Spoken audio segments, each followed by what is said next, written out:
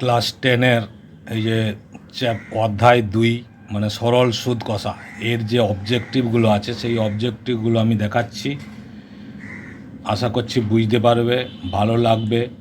Like, comment, share, subscribe করবে, all বটমে click করে রাখবে, তাহলে কিন্তু সমস্ত ভিডিওগুলো পাবে।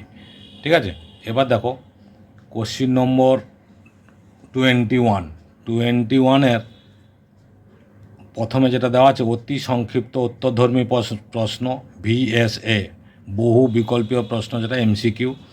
প্রথম কোশ্চিন দেওয়া আছে, ঠিক আছে, এই যে প্রথম কোশ্চিন দেওয়া আছে, বার্ষিক R% হার সরল সুদে P টাকার T বছরের সুদ 1 টাকা হলে তারপর তো অপশান দেওয়া আছে I সমান PRT I সমান 100, PRT সমান 100 ইন্টু I, কোনোটি নয়, এরকম অপশান দেওয়া আছে।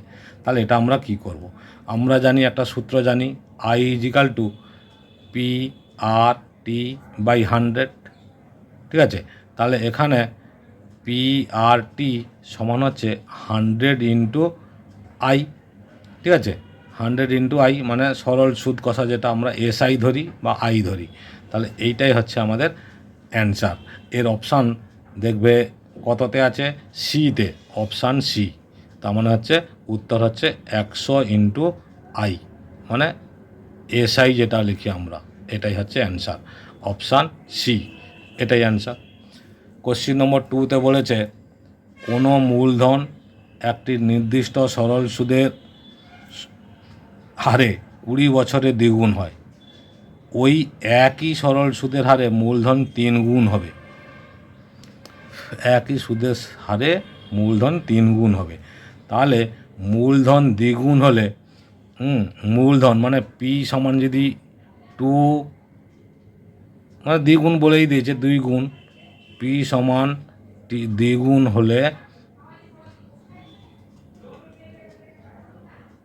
হলে আসল, মানে মূলধনটা তো P, দ্বিগুণ হলে 100 টাকা আসল 20 বছরের সুদ 100 টাকা। তাহলে 3 গুণ হলে সুদ হবে 200 টাকা, 20 বছরে 100 টাকা। 3 গুণ বলেছে, 3 গুণ হলে সেটা 200 টাকা। আচ্ছা, তাহলে সময় কত লাগবে? এই যে T সমান আমরা কি জানি, 20 বছর ইন্টু এই যে 200 বাই 100, 20 ইন্টু 200 বাই 100, 100 2 200, তাহলে কত হলো? 40। তাহলে অ্যান্সার হবে 40 বছর। এই 40 বছরে অ্যান্সারটা হবে, এটাও অপশান হচ্ছে সি। ঠিক আছে, নেক্সট কোশ্চিন যে দিয়েছে কোনো মূলধন 10 বছরে দ্বিগুণ হলে, কোনো মূলধন 10 বছরে দ্বিগুণ হলে বার্ষিক সুদের হার কত হবে? তাহলে এখানে দেখো, আমরা মূলধন আমি আসল হচ্ছে 100 টাকা, টি বলেছে 10 বছর, সুদের হার I বলেছে হচ্ছে 100 টাকা। তাহলে সুদের হার আর, এটা হচ্ছে সুদ, মোট সুদটা হচ্ছে I 100 টাকা। তাহলে সুদের হার কত হবে? I এর সূত্র কি? SI into 100 by P into T. 100 কাটলো, 10 10 100, তাহলে কত হচ্ছে? 10%। তাহলে এর উত্তর হবে 10%, অপশান বি। ওকে, নাম্বার 4 বলছে X% বার্ষিক সরল সুদের হারে কোনো মূলধনের X বছরের সুদ X টাকা হলে, X% সুদের হার, মূলধনের কোনো মূলধন মানে মূলধনটা বার করতে হবে, X বছরের, সময় হচ্ছে X বছর, সুদ বলেছে I যেটা আমরা বলি সেটা হচ্ছে X টাকা হলে মূলধনের পরিমাণ কত। তাহলে সব যখন X বলেছে, P সমান আমরা সূত্র কি জানি? এই যে সূত্রটা জানি, SI into 100 by R into T. এখানে SI বলেছে X ইন্টু 100, R বলেছে X, আর টিও বলেছে X বছরের বলেছে X। তাহলে একটা X কাটলো, থাকলো কি 100 বাই X। তাহলে এইটার অ্যান্সার হবে 100/x, তার মানে অপশান সি। ওকে, এবার নেক্সট আর একটা দেওয়া আছে বার্ষিক R% হার সরল সুদে। বার্ষিক R% সরল সুদের হারে কোনো মূলধনের n বছরের মোট সুদ এত টাকা, PNR/25 টাকা হলে মূলধনের পরিমাণ কত। ঠিক আছে, তাহলে এখানে দেখো R ইজিক্যাল টু বলেছে R%, R equal to R%, T মানে n বছর। ঠিক আছে, আর আই বলে দিয়েছে PNR/25 টাকা। তাহলে পি ইজিক্যাল টু আমরা ফর্মুলা কি জানি, SI × 100। ঠিক আছে, তাহলে I × 100/T × R। তাহলে I মানে হচ্ছে PNR/25 × 100/T মানে হচ্ছে N, R মানে হচ্ছে R, 25 4 100। ঠিক আছে, তাহলে কত থাকলো PNR × 4/NR, তাহলে NR কেটে যাচ্ছে, তাহলে কত হচ্ছে 4P। তাহলে এক্ষেত্রে অ্যান্সার কী হবে 4P, অপশান কোনটা আছে বি, বি এর অ্যান্সার অপশানটাই হচ্ছে 4P, এটাই অ্যান্সার। ক্লিয়ার? তাহলে SAQ হিসাবে আর MCQ হিসাবে যে 5টা সাম ছিল আশা করছি ক্লিয়ার হয়েছে, বোঝাতে পেরেছি। নেক্সট বি, এটা হচ্ছে 21-এর এ গেল, এবার হচ্ছে বি। বিতে যে অঙ্কগুলো দেওয়া হয়েছে, কি দেওয়া আছে, নিচের বিবৃতিগুলি সত্য না মিথ্যা সেটা বল। এখানে একটা কোশ্চিন দেওয়া আছে, যে ব্যক্তি টাকা ধার করেন তাকে কি বলে, অধমর্ণ, সত্য না মিথ্যা। এটা আমাদের বইতে প্রথমেই দেওয়া আছে, যে ব্যক্তি টাকা ধার করেন তাকে অধমর্ণ বলে, তাহলে এটা হচ্ছে আমাদের সত্য। আর যে ব্যক্তি টাকা দেন তাকে উত্তমর্ণ বলে, এটাও একটা পার্ট আছে। এই দেখো এখানে একটা কোশ্চিন আছে শূন্যস্থান, যে ব্যক্তি টাকা ধার দেন, যে টাকা ধার দিয়েছে তাকে বলে উত্তমর্ণ। ঠিক আছে, আর যে টাকা ধার করেন, যে টাকা নেয় আর কি ধার করে লোকের থেকে, তাকে বলা হয় অধমর্ণ। ক্লিয়ার? এবার কোশ্চিন নম্বর 2 যেটা দিয়েছে BA2, সত্য মিথ্যা। আসল ও শতকরা বার্ষিক সরল সুদের হার একই থাকলে, তার মানে আসল হচ্ছে P, শতকরা বার্ষিক সরল সুদের হার মানে R, শতকরা বার্ষিক সরল সুদের হার R যদি একই থাকে, তাহলে মোট সুদটা সময়ের সঙ্গে ব্যস্ত সমানুপাতে থাকে, কিন্তু না থাকে না, তাই এটা হচ্ছে মিথ্যা। ক্লিয়ার? আচ্ছা, আমি একটা শূন্যস্থান করে দিয়েছি, দেখো যে ব্যক্তি টাকা ধার দেন তাকে উত্তমর্ণ বলে। তারপর বলেছে বার্ষিক R/2% সরল সুদের হারে 2P টাকার টি বছরের, 2P টাকার টি বছরের, হ্যাঁ সরল সুদের হারে যেটা বলেছে 2P টাকার টি বছরের সরল টি বছরের সুদ আসল, R/2% সরল সুদের হারে 2P টাকার টি বছরের সুদ আসল 2P প্লাস ড্যাশ টাকা। এটা হচ্ছে কোশ্চিন। তাহলে এখানে সরল সুদের হারে এইটা হলে সুদ আসল এইটা, তাহলে I সমান আমরা কি জানি, I সমান PRT/100। P মানে এখানে দেখো 2P, এইটা হচ্ছে P। ঠিক আছে, আর টি তো এখানে টি আছে, আর এটা তো R, তাহলে 2P মানে P × R, R মানে হচ্ছে R/2, টি মানে T/100। তাহলে এইটা যদি আমরা ক্যালকুলেশন করি 2 কেটে গেল, তাহলে উপরে কি থাকলো PRT/100, PRT/100। তাহলে এটাই হচ্ছে আমাদের এইখানে হবে 2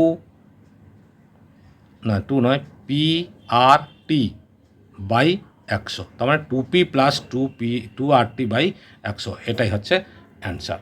নেক্সট আর একটা শূন্যস্থান দেওয়া আছে যে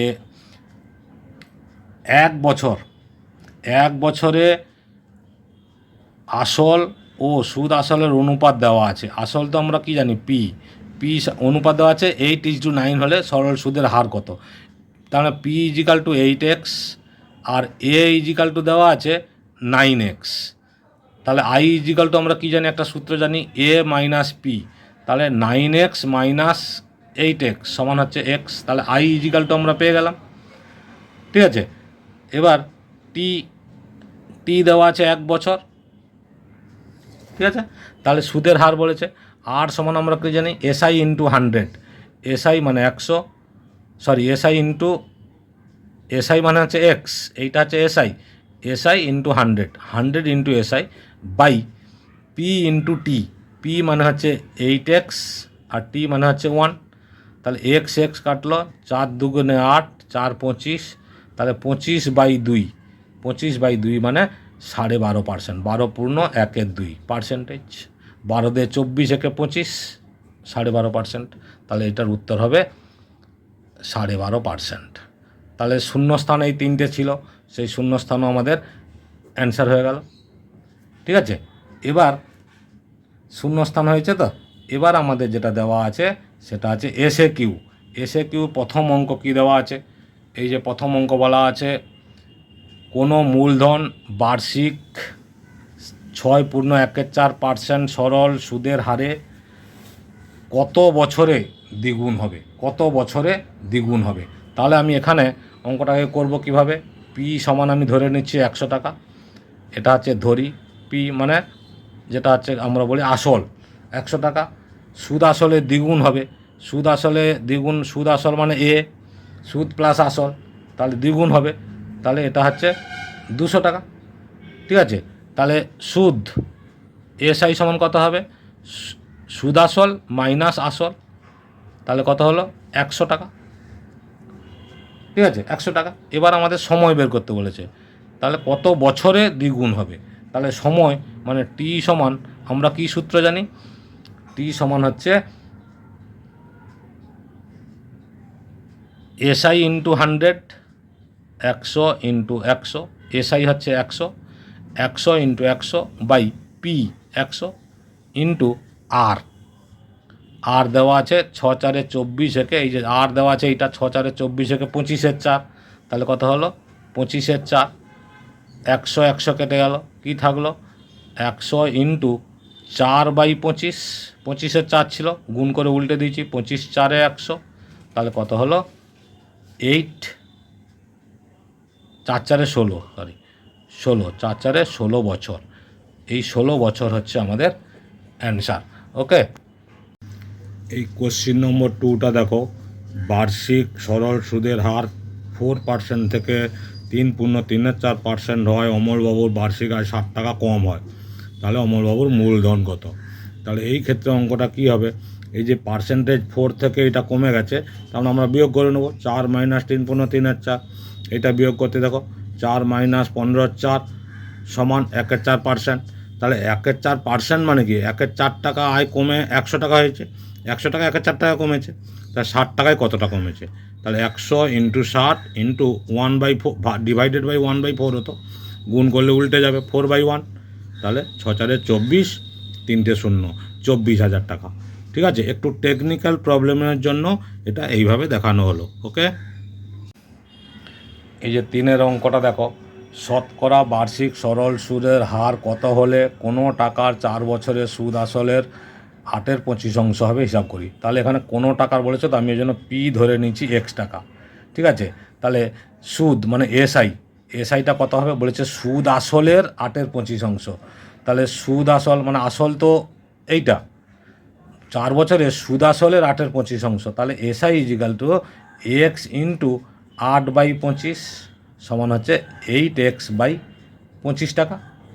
ঠিক আছে, তাহলে আর ইজিক্যাল টু কত হবে, আর ইজিক্যাল টু মানে সুদের হার 8x/25 মানে এসআই ইন্টু 100/পি ইন্টু টি, টি কত 4 বছর, তাহলে এটা কাটাকুটি করবো, 25 4 100, তারপরে 4 4 কেটে গেল, এক্স এক্স কেটে গেল, তাহলে কত থাকলো 8, তাহলে 8% অ্যান্সার। ওকে, ক্লিয়ার। নেক্সট কোশ্চিন নম্বর 4, শতকরা বার্ষিক সরল সুদের হার কত হলে, সরল সুদের হার কত হলে কোনো টাকার 10 বছরের সুদ আসলের 2/5 হবে তা হিসাব করি। তাহলে এখানেও আমি এই যে সুদ আসলের বলেছে, তাহলে আমি এখানে ধরে নেব প্রথমে সুদ আসল, সুদ আসলকে এ ধরা হয়, এ সমান এক্স টাকা। ঠিক আছে, সুদ আসল হচ্ছে এক্স টাকা। ওকে, তাহলে সুদ সমান কত হবে? সুদ মানে এসআই সমান তাহলে কত হবে? তাহলে এক্স ইন্টু এই যে সুদ আসলের 2/5, এক্স ইন্টু 2/5 সমান হচ্ছে 2x/5।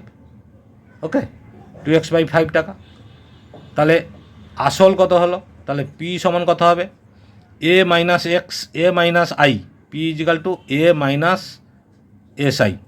এ মানে কত বেরিয়েছিল? এক্স টাকা। এসআই কত? 2x/5 টাকা। তাহলে এইটা বিয়োগ করলে কত হবে? 5 একে 5, 5 মাইনাস 2, তার মানে আমরা ডাইরেক্ট করে নিলাম 3x/5। শর্ট তো, কোনো অসুবিধা নেই, 3x/5 টাকা। তাহলে এবার সুদের হার বের করতে বলেছে। তাহলে আর সমান আমরা কি জানি? হচ্ছে SI into 100 P into T. P কত বেরিয়েছে? 3x/5 ইন্টু টি কত? 10 বছর দেওয়া আছে। ঠিক আছে, তাহলে 10, একটা শূন্য কাটলো, 10 থাকলো। তাহলে এবার কি হবে? 5 2 10।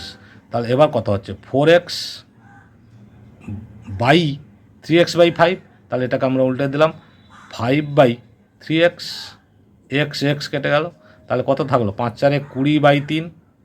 ঠিক আছে, 20/3, তার মানে 3 6 18 2, 3 6 18 2 20%।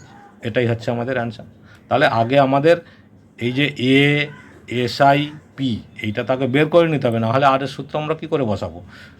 ঠিক আছে, নেক্সট এই চ্যাপ্টারের শর্টের যে লাস্ট কোশ্চিন যেটা দেওয়া আছে, বার্ষিক 5% সরল সুদের হারে কত টাকার মাসিক সুদ 1 টাকা হয় তা হিসাব করি। তাহলে আমি প্রথমে লিখব টি, সময়টা তো কত টাকার মাসিক সুদ 1 টাকা হবে তা হিসাব করি। ঠিক আছে, তার টি সমান যে এই যে বলেছে মাসিক সুদ, তার টি সমান হচ্ছে 1 মাস সমান হচ্ছে 1/12 বছর। মাসকে বছর 12 দিয়ে ভাগ করলে বছর হয়। ঠিক আছে, এটা টি। সুদের হার যেটা ছিল আর সমান হচ্ছে 5%। আর সুদ এসআই সমান হচ্ছে 1 টাকা। ঠিক আছে, তাহলে এসআই পেয়েছি, আর পেয়েছি, টি পেয়েছি। তাহলে আমাদের পি বার করতে হবে। তাহলে পি ইজিক্যাল টু আমরা সূত্র কী জানি? এসআই ইন্টু 100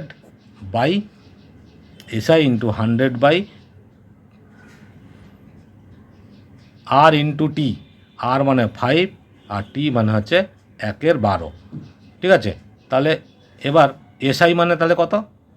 1 টাকা। তাহলে 1 ইন্টু 100/5 ইন্টু 1/12, 5 20 100। তাহলে 20 ইন্টু এই যে 1/12 ছিল, 12/1 হয়ে গেল।